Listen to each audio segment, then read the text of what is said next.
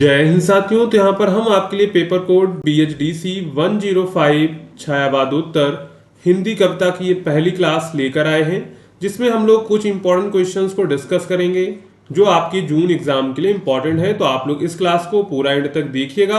अगर आपको क्लास पसंद आती है तो चैनल को सब्सक्राइब एंड वीडियो को लाइक करना मत भूलिएगा। और अगर आप लोग इस सब्जेक्ट के गेस्ट पेपर को परचेज करना चाहते हैं, जिसमें आपको सभी पूरे पेपर के जो भी इंपॉर्टेंट क्वेश्चंस है वो एक PDF में आपको मिल जाते हैं, तो वो आप लोग डाउनलोड कर सकते हैं। तो डाउनलोड करना है, सिंपली आपको गूगल पे जाना है, सर्च करना है shop.hindustanknowledge.com। ठीक है, ये आप सर्च करेंगे तो आपके सामने ये हमारी वेबसाइट आ जाएगी। अगर आप यहाँ वेबसाइट से नहीं परचेज कर पाए, डिस्क्रिप्शन में आपको नंबर दिया होगा, नहीं तो आप इस नंबर पे व्हाट्सअप कर सकते हैं।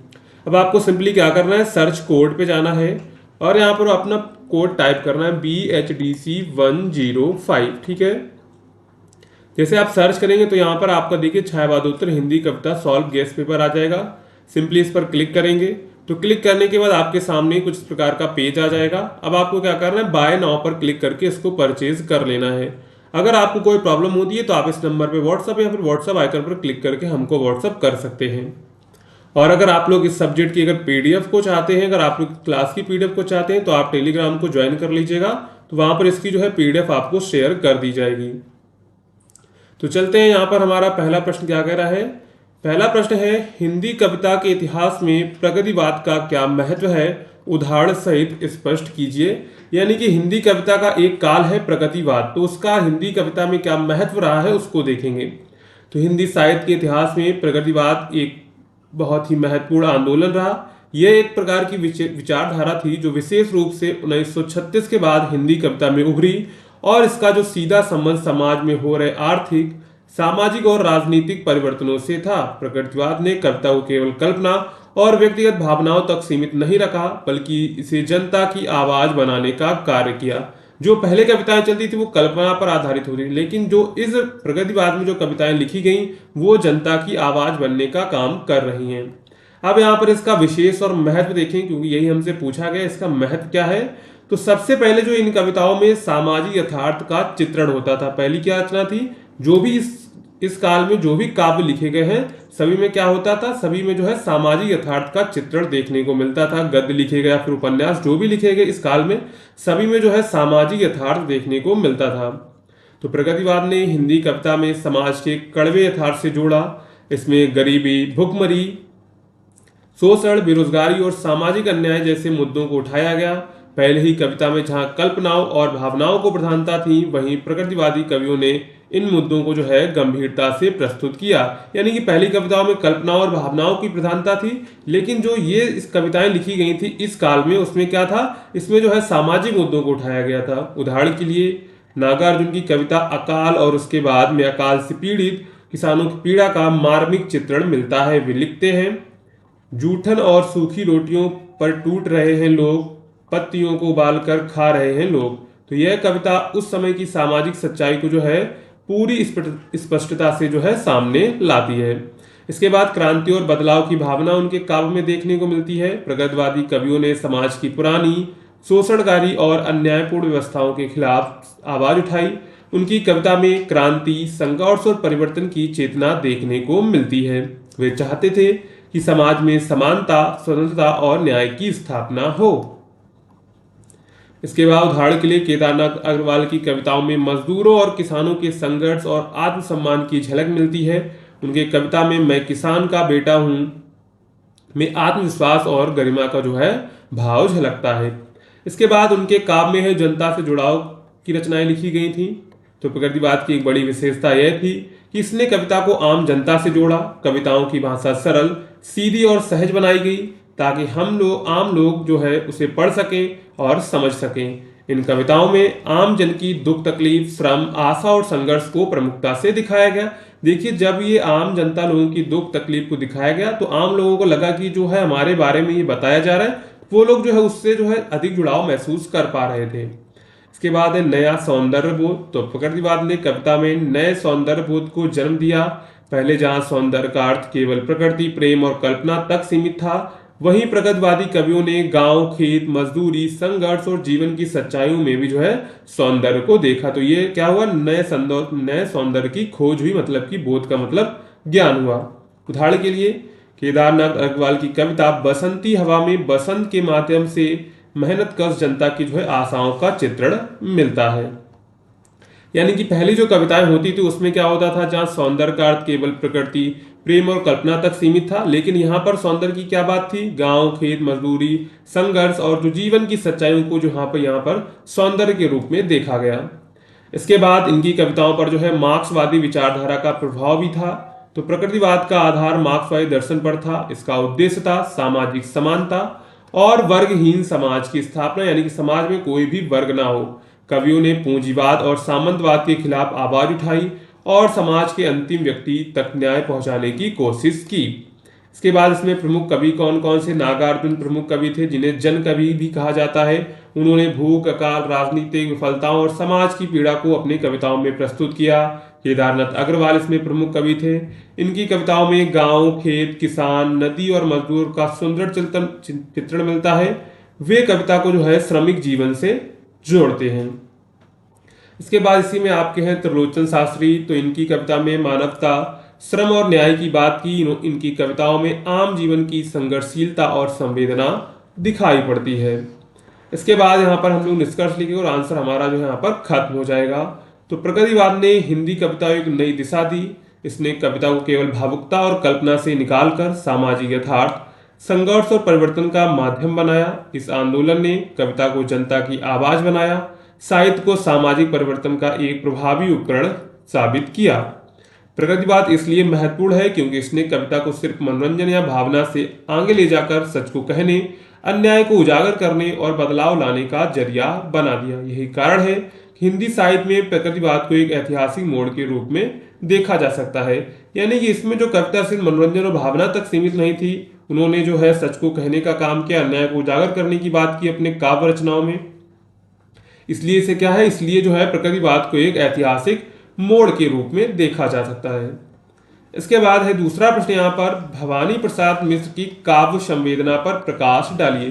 तो काव्य संवेदना का मतलब है जो भवानी प्रसाद मिश्र ने जो रचनाएं लिखी थी उससे समाज पर क्या प्रभाव पड़ा, उसी को कहते हैं काव्य संवेदना। तो भवानी प्रसाद मिश्र ने हिंदी के ऐसे सशक्त कवि हैं जिन्होंने कविता को केवल भावों की अभिव्यक्ति नहीं बल्कि समाज परिवर्तन का माध्यम माना। उनका जन्म 1913 में हुआ था। उन्होंने गांधीवादी विचारधारा को अपनी कविता का मूल बनाया, जीवन की सच्चाइयों को सरल भाषा में प्रस्तुत किया। उनकी काव्य संवेदना में मनुष्य, प्रकृति, समाज, लोक जीवन और जन संघर्षों का यथार्थ चित्रण मिलता है। यानी कि उनके काव्य क्या होते हैं, मनुष्य, प्रकृति, समाज, लोक जीवन और जन संघर्षों का यथार्थ मतलब की सच्चाई का चित्रण मिलता है। इनके काव्य में क्या है, सबसे पहले तो है काव्य अनुभूति का स्वभाव। तो भवानी प्रसाद मिश्र की कविता में सबसे बड़ी विशेषता यह है कि वे अपने चिंतन को गहरी अनुभूति में बदलकर सहज रूप में प्रस्तुत करते हैं। उन्होंने अपने आत्मीय अनुभवों को कविता में उतारा। उनकी कविताओं में भाव की गर्मी, आत्मविस्तार और आत्म परिष्कार का मेल होता है। ठीक है, उनकी कविताओं में किसान, मजदूर, स्त्री और बच्चों की समस्याएं गीतात्मकता के साथ आती हैं। वे कहते हैं, शब्द टप टप टपकते हैं फूल से, सही हो जाते हैं मेरी भूल से। तो यह पंक्ति उनकी सरलता और भावनात्मक गहराई को दर्शाती है। यानी कि जो भी उनका चिंतन होता है वो क्या है, तो गहरी अनुभूति में बदलकर सहज रूप में प्रस्तुत करते हैं। यानी कि उनका जो भी चिंतन होता है उसको क्या करते हैं, वो सहज रूप में प्रस्तुत करते हैं।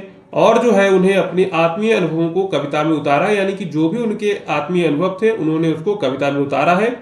और उनकी कविताओं में भाव की गर्मी, आत्मविश्वास और आत्म परिष्कार का मेल होता है। इसके बाद है कविता की मूल दृष्टि। तो उनकी कविता का मूल उद्देश्य है मानव की मुक्ति और शोषण मुक्त समाज की स्थापना। उन्होंने गरीबी, अन्याय, सत्ता की विसंगतियों और शोषण के विरुद्ध आवाज उठाई। वे कहते हैं, क्या कहते हैं, सच कहो कभी आत्मा से पूछकर, सच कहो कभी मन की किसी का भय करो। यह पंक्ति उनकी ईमानदारी, आत्मबल और सत्य के प्रति आस्था को दिखाती है। उनकी कविताओं में गांधीवादी विचारधारा स्पष्ट रूप से झलकती है, जैसे सादगी, सत्य, करुणा और अहिंसा। वो क्या कहते हैं, सच कहो कभी आत्मा से पूछकर, सच कहो कभी मन किसी का भय करो। इसके बाद मानव और प्रकृति का संबंध, तो उनकी रचनाओं में जो है मानव और प्रकृति का संबंध देखने को मिलता है। भवानी भाई की काव्य संवेदना में मानव और प्रकृति एक दूसरे से जुड़े हुए हैं। वे प्रकृति को केवल एक दृश्य नहीं बल्कि जो है जीवंत साथी मानते हैं। फूल, नदी, पर्वत, पेड़, पक्षी, ये सब उनके काव्य जगत के जो है महत्वपूर्ण पात्र हैं। वे सतपुड़ा के जंगलों, नर्मदा नदी और गांवों को कविता में एक आत्मीयता के साथ लाते हैं। वे गांवों को ऐसा चित्रित करते हैं, गांव जिसमें झोपड़ी है घर नहीं, झोपड़ी की फटकियां हैं दर नहीं। ये केवल दृश्य नहीं बल्कि एक पीड़ा का बिंब है। इसके बाद है जन जीवन और संघर्ष की वाणी उनकी रचनाओं में देखने को मिलती है। भवानी प्रसाद मिश्र की कविताओं में गांव, श्रमिक और गरीब जनता की आवाज सुनाई देती है। वे बताते हैं कि आजादी के बाद भी गांव में अंधेरा है, बच्चे भूख और अशिक्षा से मर रहे हैं। उनकी कविता में प्रलय चेतावनी है, एक दिन होगी प्रलय भी, मत रहेगी झोपड़ी, मिट जाएगा नीलम निलय भी। ये समाज में बराबरी और न्याय की जो है मांग का स्वर है। विडंबना और व्यंग का प्रयोग भवानी मिश्र की एक बड़ी विशेषता है। यह है कि वे गंभीर बातों को सरलता से कहते हैं। वे व्यंग और विडंबना के माध्यम से सत्ता व्यवस्था और जो है समाज की कुरीतियों पर चोट करते हैं। इसके बाद उनकी प्रसिद्ध कविता गीत फरोश में यह गुण स्पष्ट दिखता है। अघे और नामवर सिंह जैसे आलोचकों ने भी स्वीकार किया है कि वे गंभीर विषय को बहुत सहजता से प्रस्तुत करते हैं और प्रस्तुत करने में दक्ष हैं। ठीक है। इसके बाद उनकी रचनाओं में जीवन दर्शन और गांधीवाद भी देखने को मिलता है। तो भवानी प्रसाद मिश्र का जीवन दर्शन पूरी तरह गांधी के विचारों पर आधारित है। वे गांधी को भारत की गरीब जनता का सच्चा नेता मानते हैं। उन्होंने कहा, लेकर समूची मानवता की परंपरा में अब तक के सबसे सीधे साधे, निर्भय और स्नेही आदमी गांधी का नाम। वे मानते हैं कि भारत की समस्याओं का समाधान पश्चिमी विचारधारा से नहीं बल्कि अपनी संस्कृति की जड़ों से होगा। इसके बाद हम लोग फाइनल आंसर लिखेंगे और निष्कर्ष लिख देंगे। तो भवानी प्रसाद मिश्र की काव्य संवेदना लोक जीवन की पीड़ा, गांधीवाद मूल्यों और सहज मानवीय भावनाओं से भरी हुई है। उनकी कविताएं न केवल काव्य सौंदर्य का आनंद देती हैं बल्कि समाज को देखने और बदलने की दृष्टि भी देती है। उनकी भाषा सरल, सहज और संवेदना गहरी है। वे भारतीय जनमानस के जो सच्चे कवि हैं। तो यहाँ पर देखिए, कोई भी काव्य संवेदना पूछी जाए, जो प्रकृतिवाद के जितने भी कवि हैं छायावाद में, सभी में यही बस चलेगा। बस आपको क्या करना है, नाम चेंज करना है और सभी का आंसर आप लोग सेम लिख सकते हैं। बस आपको हेडिंग याद रखनी है। इसके बाद यहाँ पर हमारा तीसरा प्रश्न है, रघुवीर साय की राजनीतिक और स्त्री दृष्टि पर अपने जो है विचार प्रस्तुत कीजिए। यानी कि रघुवीर राय की जो राजनीतिक और स्त्री दृष्टि थे उस पर हमको क्या करने, अपने विचार प्रस्तुत करने हैं। रघुवीर साय हिंदी के प्रमुख कवि और पत्रकार थे, जिन्होंने अपने समय के राजनीतिक और सामाजिक मुद्दों को अपनी कविताओं में बहुत ही प्रभावी और संवेदनशील तरीके से प्रस्तुत किया। वे केवल एक कलाकार नहीं थे बल्कि एक विचारक और समाज के जागरूक नागरिक थे। उनकी रचनाओं में राजनीति और स्त्री विमर्श दोनों जो है प्रमुख स्थान पाते हैं। उन्होंने सामाजिक न्याय, भ्रष्टाचार और स्त्री के शोषण के खिलाफ खुलकर आवाज उठाई थी। तो वही जो है रघुवीर साय के हमको राजनीतिक और स्त्री दृष्टि पर हमको अपने विचार डालने हैं। तो सबसे पहले देखेंगे रघुवीर साय की राजनीतिक दृष्टि क्या थी, यानी कि वो राजनीति के बारे में क्या सोचते थे। रघुवीर साय की राजनीति को केवल सत्ता और दलों की राजनीति तक सीमित नहीं किया जा सकता है। वे राजनीतिक व्यवस्था की गहरी विडंबनाओं और उससे जुड़ी सामाजिक संगठनों को समझते थे। उनका मानना था कि राजनीति का असली मकसद जो है समाज की भलाई होना चाहिए, लेकिन असलियत में राजनीति भ्रष्टाचार, स्वार्थ और ताकत के खेल में बदल गई है। उनकी कविताएं जैसे अधिनायक और रामदास में सत्ता के अधिनायकवाद और उसकी क्रूरता को बेबाकी से उजागर किया गया है। वे किसी भी एक विचारधारा के पक्षपाती नहीं थे और उन्होंने हमेशा स्वतंत्र सोच को महत्व दिया। उनके अनुसार कवि की रचना पर किसी विचारधारा का दबाव नहीं होना चाहिए बल्कि उसे समाज की जो है सच्चाई दिखानी चाहिए। यानी कवि पर किसी भी विचारधारा का दबाव नहीं होना चाहिए, उसे जो है समाज की सच्चाई को दिखाना चाहिए। वे सत्ता के दुरुपयोग, आम आदमी की पीड़ा और सामाजिक असमानताओं के प्रति गहरी चिंता रखते थे। उनकी राजनीतिक चेतना बहुत व्यापक थी। वे मानते थे कि समाज का विकास तभी संभव है जब सभी को समान अधिकार मिले और सत्ता का जो है दुरुपयोग खत्म हो। इसके बाद रघुवीर साय की स्त्री दृष्टि क्या थी वो भी देख लेते हैं, यानी कि स्त्री के बारे में वो क्या सोचते थे। तो रघुवीर साय ने अपनी कविता में स्त्री की स्थिति को गहराई से समझा और उसकी जो है पीड़ा, संघर्ष और सामाजिक विडंबनाओं को प्रस्तुत किया। उन्होंने स्त्री को केवल एक कमजोर प्राणी नहीं बल्कि एक ऐसी शक्ति के रूप में देखा जो समाज की जकड़नों से लड़ रही है। उनकी कविताएं पढ़िए गीता, किले में औरत, बड़ी हो रही लड़की और औरत का सीना स्त्री की सामाजिक और मानसिक समस्याओं को उजागर करती है। वे स्त्री की व्यवस्था और दमन की कहानी बताते हैं, साथ ही उसे उठ खड़े होने और अपने अधिकारों के लिए संघर्ष करने की भी प्रेरणा करते हैं। यानी कि वो प्रेरणा भी दे रहे हैं कि स्त्रियों को अपने जो है उठ खड़े होने के लिए प्रेरणा भी दे रहे हैं और साथ में अपने काव्य में जो है स्त्रियों की जो व्यवस्था और दमन की कहानी भी बताते हैं। उनकी कविताओं में दिखाया गया है कि स्त्री कितनी शोषित और दबी हुई है, लेकिन उसमें विद्रोह की क्षमता भी है। वे समाज के उस पक्ष को सामने लाती हैं जहां स्त्रियां अपनी इच्छाओं, पहचान और स्वतंत्रता के लिए लड़ रही हैं। उनकी दृष्टि स्त्री विमर्श में सामाजिक चेतना को जो है बढ़ाने वाली थी। इसके बाद है राजनीतिक और स्त्री दृष्टि में सामंजस्य। तो रघुवीर साय की राजनीतिक और स्त्री दृष्टि में गहरा संबंध है। दोनों ही दृष्टियां समाज की व्यापक समस्याओं और अन्याय से जुड़ी थीं। वे मानते थे कि सामाजिक अन्याय का अंत तभी होगा जब स्त्री की स्थिति सुधरेगी और सभी वर्गों को समान अधिकार मिलेंगे। उनकी कविताओं में केवल राजनीति या स्त्री विमर्श तक सीमित नहीं थी, बल्कि वे समाज के विभिन्न पहलुओं को जोड़कर देखती हैं। वे सामाजिक असमानताओं, जाति धर्म के फंदों और आर्थिक विषमताओं पर भी चोट करती है। इसके बाद यहीं पर है रघुवीर साय का सामाजिक दृष्टिकोण और प्रभाव। तो उनकी रचनाएं आज भी प्रासंगिक हैं क्योंकि वे सामाजिक न्याय, समानता और मानवीय मूल्यों के लिए संघर्ष का संदेश देती हैं। उन्होंने अपनी कविताओं के माध्यम से समाज को झकझोर कर सोचने पर मजबूर कर दिया। इसके बाद उनका यह कहना है कि कवि को किसी भी विचारधारा के प्रभाव से मुक्त रहकर अपनी स्वतंत्र आवाज बुलंद करनी चाहिए। साहित्य और समाज दोनों के लिए प्रेरणादायक है।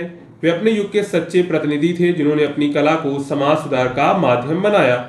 वो मानते थे कि जो कोई भी कवि है उसको किसी भी विचारधारा से प्रभावित नहीं होना चाहिए, उसे विचारधारा से मुक्त होकर अपनी जो है रचनाएं करनी चाहिए और समाज के जो दुख सुख है उनको दिखाना चाहिए। इसके बाद यहाँ पर हम लोग फाइनल निष्कर्ष लेंगे और आंसर को समाप्त करेंगे। तो रघुवीर साय की राजनीतिक और स्त्री दृष्टि उनकी कविताओं का सार है। वे एक संवेदनशील कवि थे जिन्होंने सत्ता, भ्रष्टाचार, सामाजिक अन्याय और स्त्री शोषण के खिलाफ आवाज उठाई।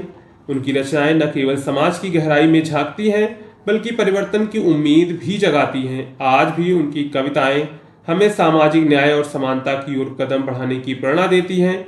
वे एक ऐसे कवि हैं जिन्होंने अपनी कलम से समाज को जागरूक और संवेदनशील बनाया। ठीक है, यहाँ पर टोटल आज हमने 3 क्वेश्चंस को डिस्कस किए हुए हैं। इसके बाद अगली क्लास आएगी तो उनमें भी हम लोग इंपॉर्टेंट क्वेश्चंस को डिस्कस करेंगे। अगर आपको ये क्लास पसंद आई हो तो वीडियो को लाइक करिएगा और चैनल को सब्सक्राइब करना मत भूलिएगा। ठीक है, मिलते हैं अगली क्लास में।